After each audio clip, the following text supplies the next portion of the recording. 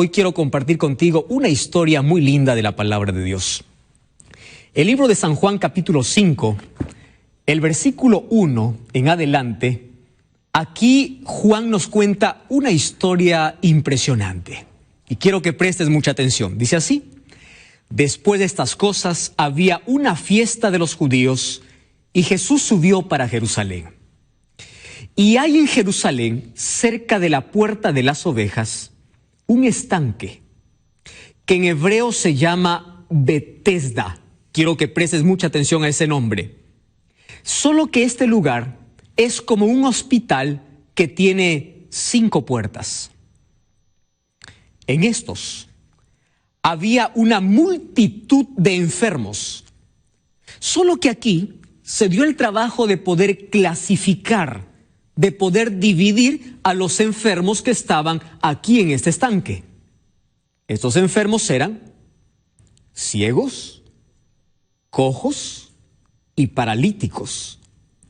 Y ellos estaban esperando el movimiento del agua, porque un ángel descendía de tiempo en tiempo al estanque, agitaba el agua, y el primero que descendía al estanque después del movimiento del agua quedaba sano de cualquier enfermedad que tuviese.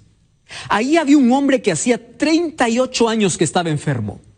Y cuando Jesús lo vio acostado y supo que ya llevaba esa cantidad de tiempo, le dice: ¿quieres ser sano?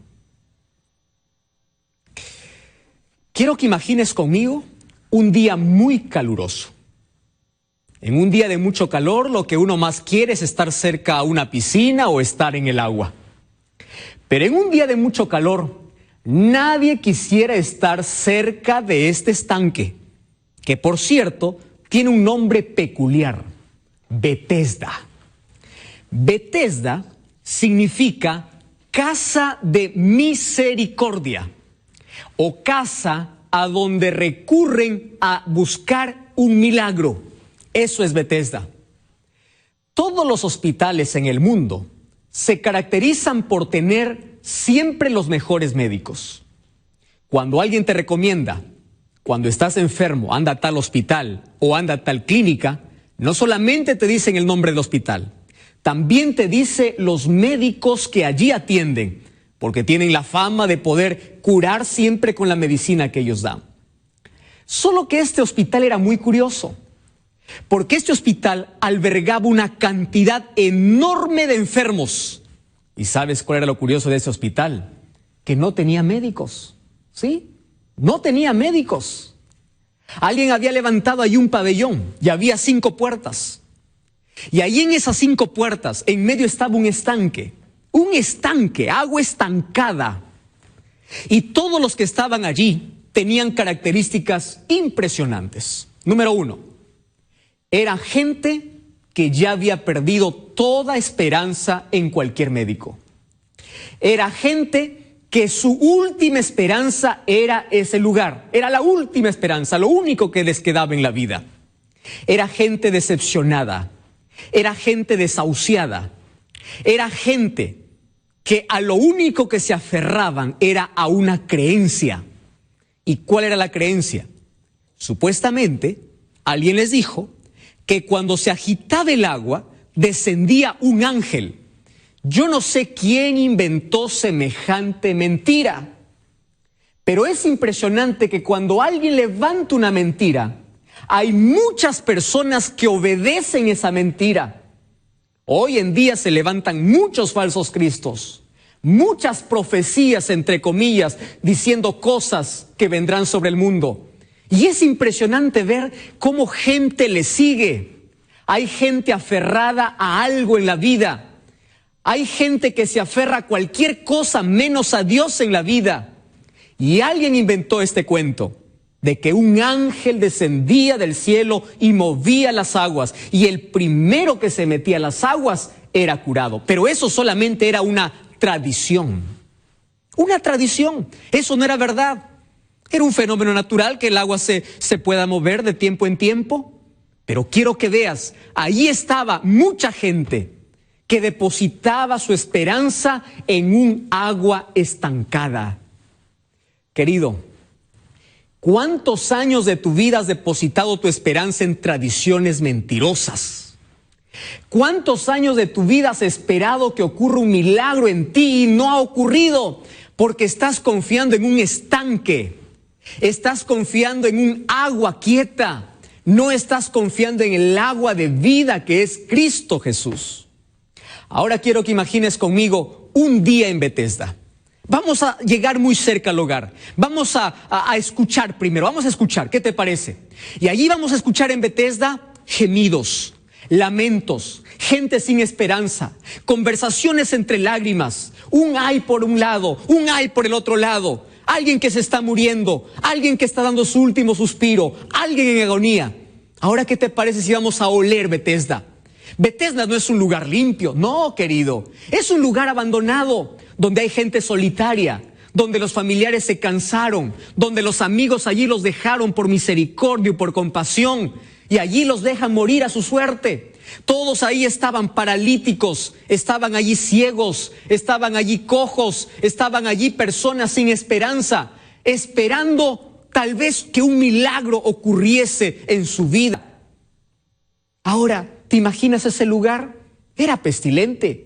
Muchos no podían hacer sus necesidades en otro lugar y vivían allí. Quiero que imagines entre el sudor, el calor y las moscas que por allí están por todo lado. Y los enfermos.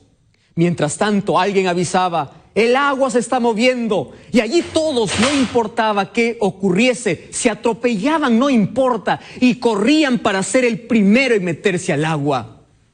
Y allí había un hombre que durante 38 años de su vida había aferrado su corazón a una tradición. 38 años de su vida se había aferrado a una tradición mentirosa. 38 años de su vida había vivido en la mentira. Y en los 38 años había esperado que el agua se pueda mover. Solo que en los 38 años él había aprendido algo: que nunca sería el primero. ¿Sabes por qué? Porque antes que él llegase, otro le ganaba. Antes que él llegase, había otro que era primero. Y sabes, yo imagino que más de una vez pensó así: esta es mi única esperanza.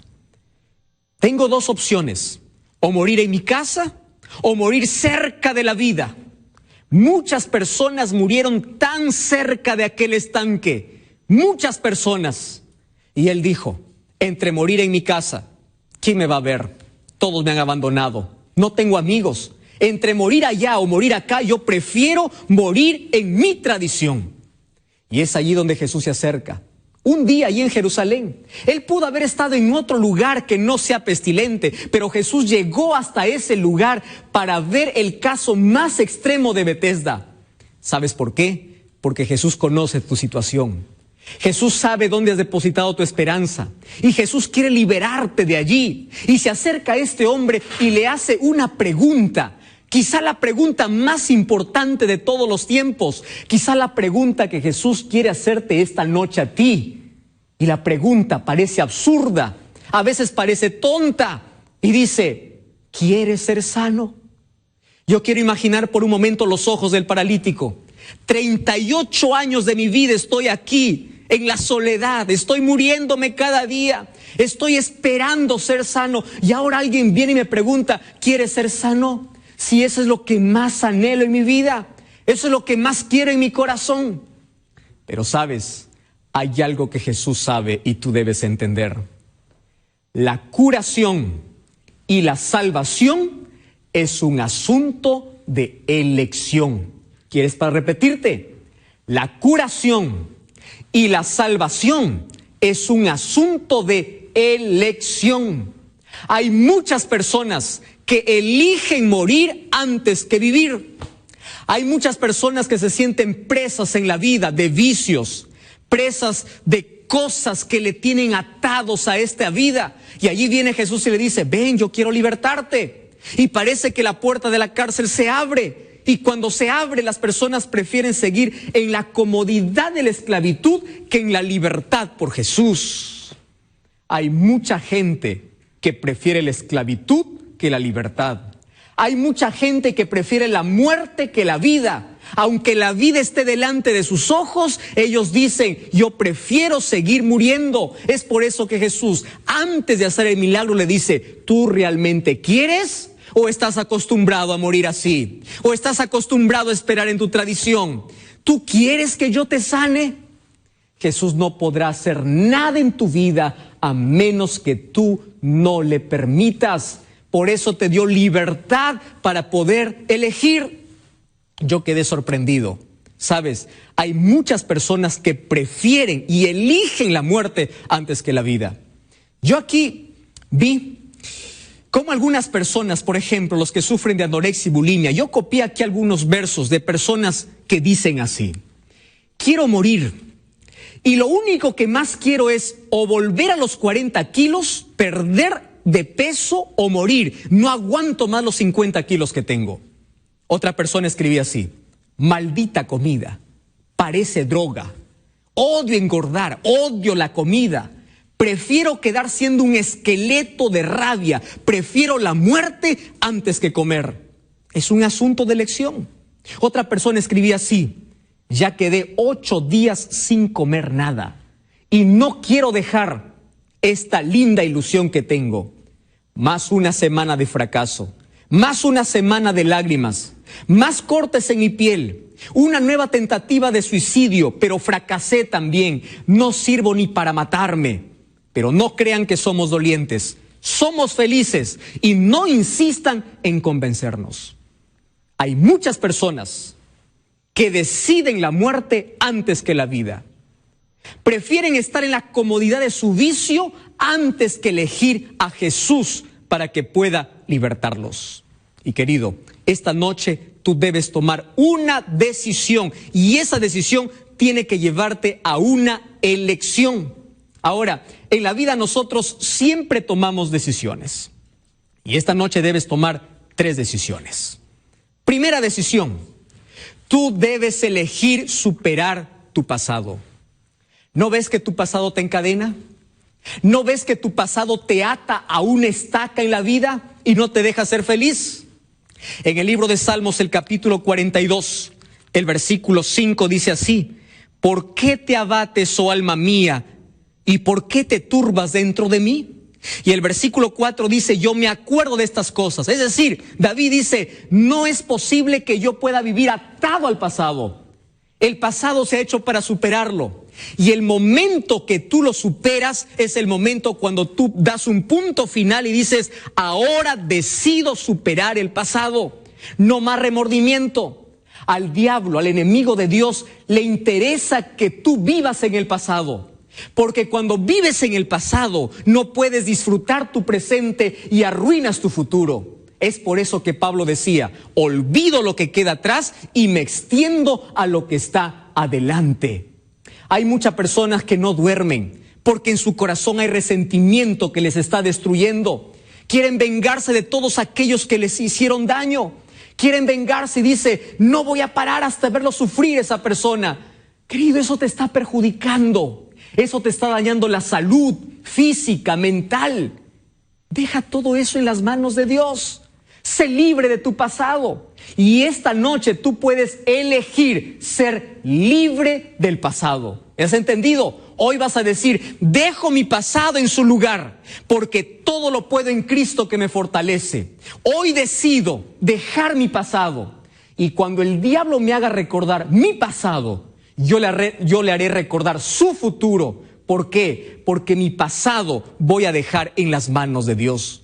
Hay mucha gente que dice, pastor, yo no soporto mi pasado porque cometí muchas malas decisiones y yo no me perdono a mí mismo. Yo te pregunto, si tú ya pediste perdón a Dios y Dios te perdonó, ¿quién eres tú para que no te perdones? Perdónate tú mismo, perdona a los que te hicieron daño. Pastor, pero eso es difícil. Deja en las manos de Dios. Hay 2 maneras de enfrentar el pasado. La primera manera es decir, no pasa nada, y poder encerrar todos los sentimientos en el corazón. Por afuera hay una linda sonrisa. ¿Estás bien? Sí, todo bien. Pero tú sabes que por dentro te estás destruyendo. Esa es una manera por donde tú no puedes superar el pasado. Y la otra es andar quejándote y muriéndote día a día. Así tú no puedes dejar el pasado. Ha llegado la hora de levantar la cabeza y decir, en el nombre de Jesús, dejo el pasado. Soy libre para poder elegir el pasado. Número 2, tú tienes que elegir el plan de Dios. ¿Sabes cuál es el plan de Dios para tu vida? Mira, Dios quiere libertarte, quiere sacarte de ese estanque, de esa creencia. ¿Sabes cómo? A través de su palabra. Y yo quiero leer para ti lo que dice el libro de Salmos, el capítulo 119, versículo 28. Dice así la Biblia: se deshace mi alma de ansiedad, susténtame según tu palabra. ¡Qué maravilloso! Y el versículo 50 dice, tu palabra es mi consuelo en mi aflicción. Querido, elige el camino que Dios tiene para librarte del pasado, del fracaso y de las heridas. ¿Sabes cuál es el primer camino? La palabra de Dios. Aquí hay más de 7,000 promesas que Dios ha puesto para ti. Subraya las promesas, aférrate de la palabra de Dios y no de tradiciones. Olvídate del estanque y fíjate en Jesús. Hay una segunda manera como el Señor quiere restaurarte, y es a través de una familia. ¿Tú crees que estás pasando por problemas y eres el único? Estás equivocado. Desde el momento que tú aceptas a Jesús, llegas a tener una familia. Esa familia es la iglesia. Y allí en la iglesia vas a encontrar a personas que también pasaron por tu situación. Ellos te van a ayudar. Y número 3, tú tienes que enfrentar la realidad, no huir de la realidad. Hay muchas personas que toman el camino equivocado. Nuestro mayor enemigo de la vida se llama pecado. Solo que detrás del pecado hay un enemigo mayor aún, que es el diablo, el enemigo de Dios. Él es el causante, el responsable del pecado. Y él usa o se disfraza en las cosas lindas de la vida para poder llamar nuestra atención. Y el pecado se ha convertido en el imán más agradable que existe en el mundo. En un imán que puede atraer a jóvenes, adultos, ancianos, niños, recién nacidos, a toda la humanidad. Parece que cada vez que el diablo se presenta de alguna manera disfrazada, es suficiente de que él pueda allí pararse para poder atraer a multitudes, a masas, a millones de personas. Ahora, es interesante que muchos tienen a este enemigo de amigo. No saben que están conviviendo con un asesino, que en algún momento va a terminar con su vida. En la Biblia, el pecado tiene muchos simbolismos o se representa de muchas maneras.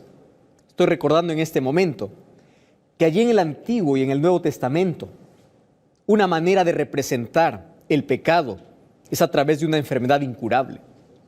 En sí, en el pensamiento de esas personas, era que cuando una persona pecaba, como castigo de Dios, recibía la lepra. La lepra era una enfermedad terrible, era una enfermedad incurable, era una enfermedad que solamente llevaba un destino, que es la muerte. Sin embargo, habían 3 cosas, o la lepra tiene 3 características que asemejan tanto a este enemigo que todos tenemos, que se llama pecado. Y esas 3 características hace que se convierta aún más en nuestro mayor enemigo. La lepra, por ejemplo, la primera característica que esta tiene es que te insensibiliza.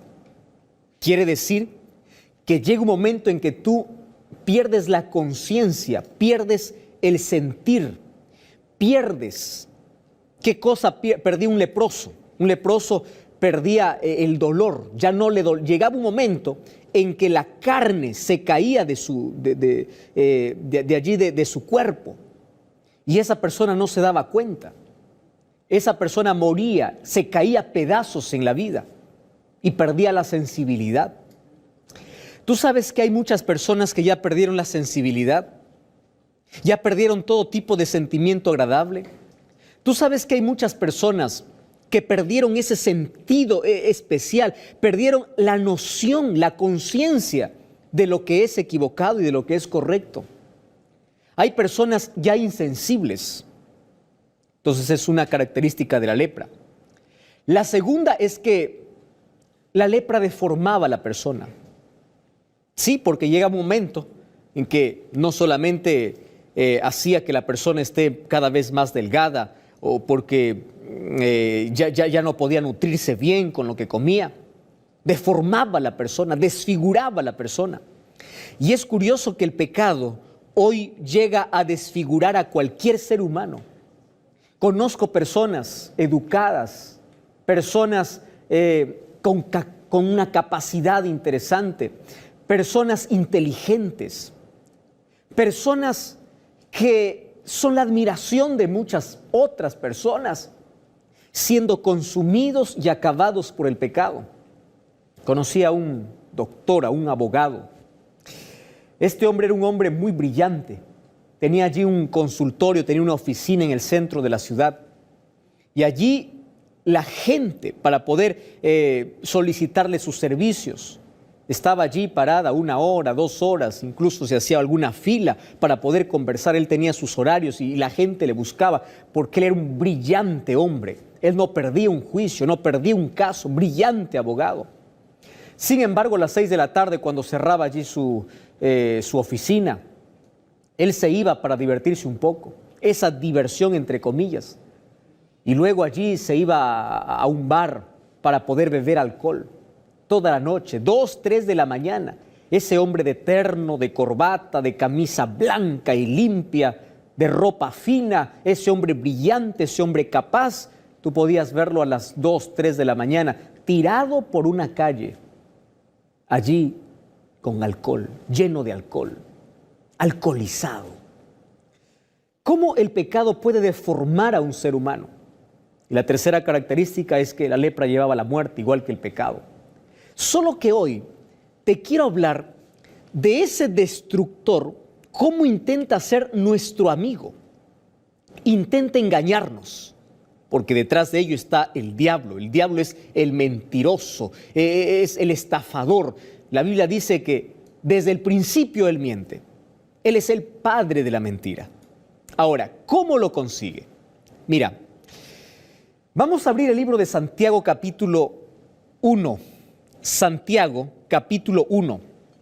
Y vamos a descubrir cuál es la estrategia que tiene el diablo para presentarnos una cara diferente de lo que él tiene y poder destruirnos mediante el pecado.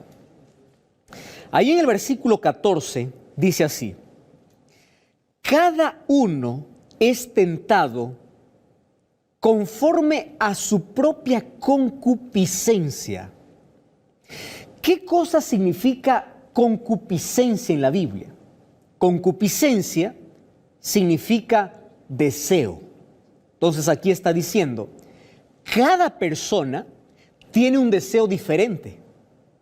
Y el diablo sabe cuál es tu inclinación. Si para ti la inclinación es el sexo, la pornografía, las mujeres, él no va a perder su tiempo tentándote de otra manera. Él sabe cuál es tu punto débil. Si para ti tu deseo es la droga, él no va a perder tiempo con otra cosa, te va a presentar droga.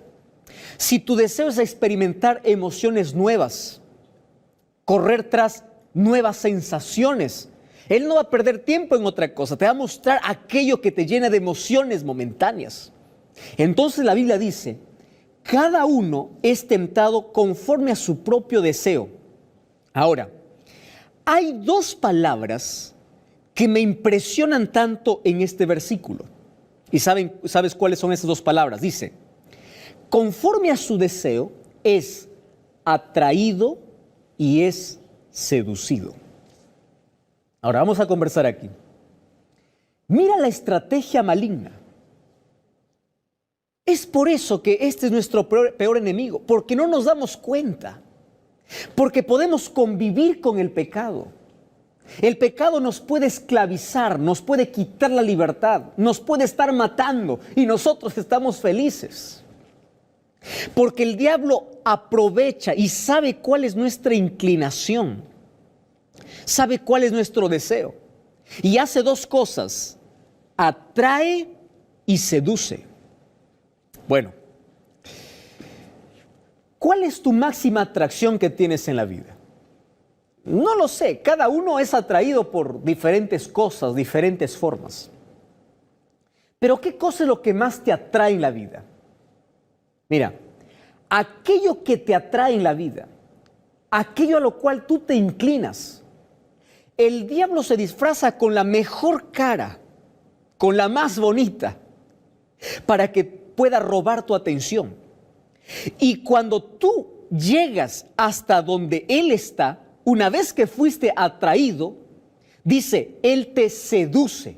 ¿Entiendes cuál es el proceso? El proceso es que primero llama tu atención, despierta tu curiosidad y dices, ¿y qué de malo tiene? Y voy a ver qué se siente. Entonces, como ya se despertó la curiosidad dentro de ti, tú entras en ese terreno. Mira lo que hizo con Eva. Allí Satanás se presentó como una serpiente. Ya hablamos que la serpiente era el animal más precioso de toda la creación. ¿Qué cosa es lo primero que hizo? Trató de llamar su atención. Una serpiente que habla, un animal que habla. Entonces, Eva, cuando dio un paso para poder matar esa curiosidad, entonces allí comienza la seducción del diablo. Entonces, primero, sabe cuál es tu inclinación. Segundo, te atrae. Hay muchas personas que dicen, pastor, yo solamente quería saber cómo era y quedé atrapado. Yo solamente quería saber qué se siente. Yo solamente quería probar. No, yo no quería estar esclavo de la droga, del alcohol, del vicio, del cigarro, de la pornografía, del crimen, de la envidia, del rencor. No, yo no quería. Yo solamente quería ver. Así de lejos, de fuera.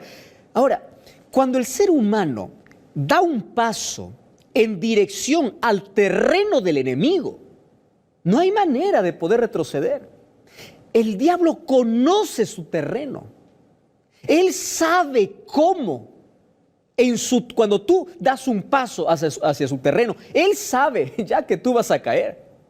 Es por eso que la recomendación de Dios a Adán y Eva fue: no se acerquen. Querido, con el pecado no se juega. Al pecado no hay que acercarse, ni siquiera por curiosidad. Porque tú dices, a ver, voy para que me lean la mano, solo por curiosidad. Voy para ver qué se siente fumar. Voy para ver qué es una discoteca. Voy para probar qué es una droga. Es suficiente que tú puedas dar un paso en el terreno del enemigo y el diablo te seduce.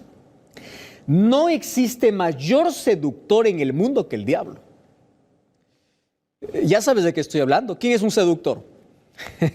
Un seductor es alguien que insiste, alguien que es capaz de hacer todo por conquistarte. ¿Ya viste a hombres seductores? ¿Ya viste mujeres seductoras? ¿Qué cosa es lo que hacen para poder llamar y capturar tus sentidos? Entonces, el diablo dice que él sabe cuál es nuestra inclinación. Entonces nosotros somos atraídos y somos seducidos. Y luego, ¿qué cosa hace? Acaba con nuestra vida. Mira lo que hace el pecado. El pecado acaba con nuestra salud, acaba con nuestra familia, acaba con nuestros valores. ¿Por qué acaba con nuestra salud? Imagínate una persona que dice, voy a divertirme. Sacrifica una noche de sueño por estar allí en una fiesta. Sacrifica su salud, mata sus neuronas, destruye su salud y dice, yo me estoy divirtiendo. El pecado acaba y te deja cicatrices en la vida, cicatrices abiertas.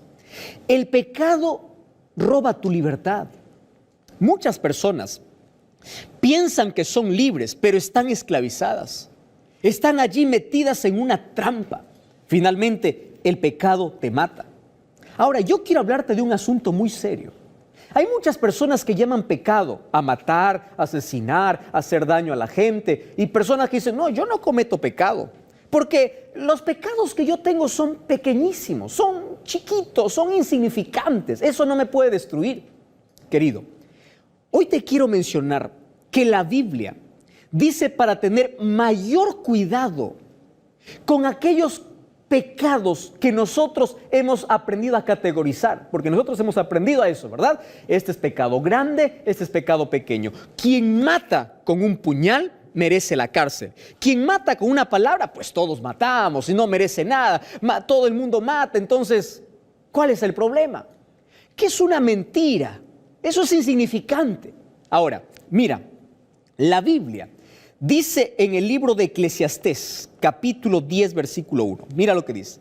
Las moscas muertas hacen heder y dar mal olor al perfume. Una pequeña locura es quien puede destruir a un sabio.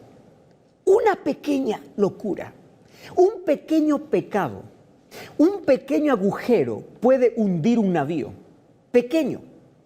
Una gota de veneno puede matar a un ser humano. Una gota. Un pecado pequeño acariciado puede destruir para siempre tu vida. Cuídate de lo pequeño. Y mira lo que dice el libro de Cantares. Me encanta este libro. El libro de Cantares, capítulo 2, versículo 15. Está luego de Eclesiastés. Cantares, capítulo 2, versículo 15. Dice así: cazadnos las zorras, las pequeñas, que echan a perder las viñas. ¡Qué interesante! Él no está preocupado por las pestes grandes, los animales grandes. Cacen las chiquitas, porque ellas se meten y tú no te das cuenta. ¿Cuáles son esas zorras pequeñas que nosotros necesitamos destruir en la vida?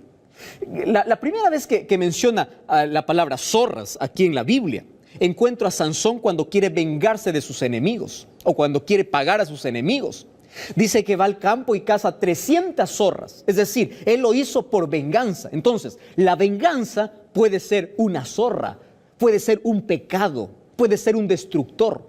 La vanidad, el egoísmo, el orgullo, el menosprecio, la envidia, la mentira. Yo te puedo mostrar bíblicamente cómo todas estas cosas pequeñas pueden destruir al ser humano, y el ser humano aprendió a convivir con ellas. Y no se da cuenta que está mal, no es consciente de eso. La Biblia dice, cuídate de aquello que es pequeño. Es por eso que David decía, examíname, oh Dios. Es decir, ayúdame a identificar aquello que es pequeño, porque lo grande yo puedo saber. Tú puedes estar criticando allí a alguien que está hundido en la droga, pero tu corazón está con envidia. La droga le está acabando a ese muchacho, pero la envidia te está carcomiendo a ti. Tú puedes ver a un asesino, alguien que manchó sus manos con sangre. Él está pagando una culpa, una condena, pero a ti el orgullo está aprisionando tu corazón.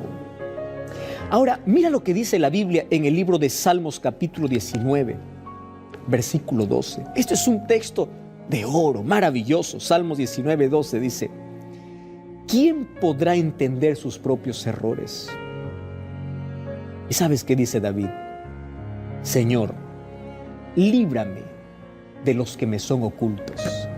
Es decir, líbrame de aquellos pecaditos, de aquellos que yo no los veo, de aquellos que yo ya me acostumbré a acariciarlo en mi vida. Miento de vez en cuando, defraudo de vez en cuando, soy deshonesto a veces, de vez en cuando, pero yo ya me acostumbré que llega un momento en que yo ya no tengo conciencia culpable y aprendí a convivir con eso, y eso puede acabar tu vida. Y en este momento, como en cada programa, yo quiero hablar contigo. Y hoy vamos a hablar así de corazón a corazón, de amigo a amigo.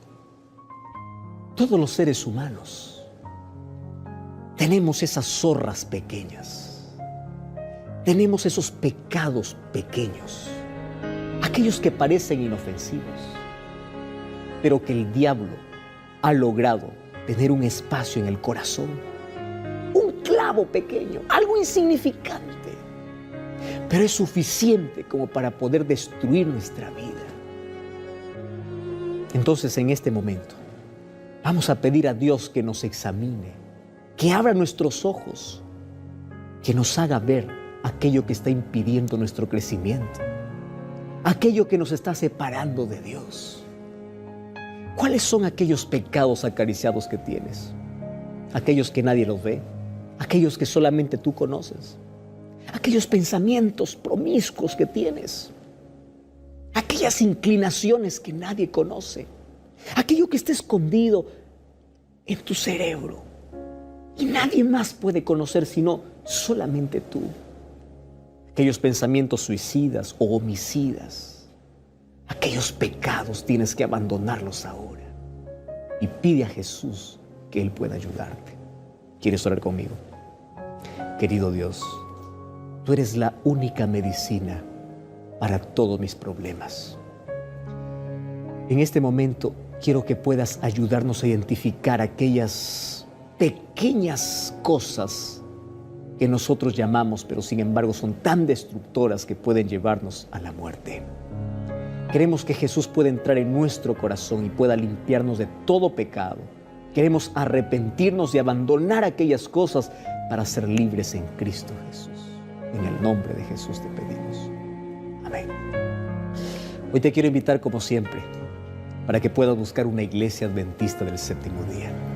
Recuerda, la verdad te da libertad y te prepara para la eternidad.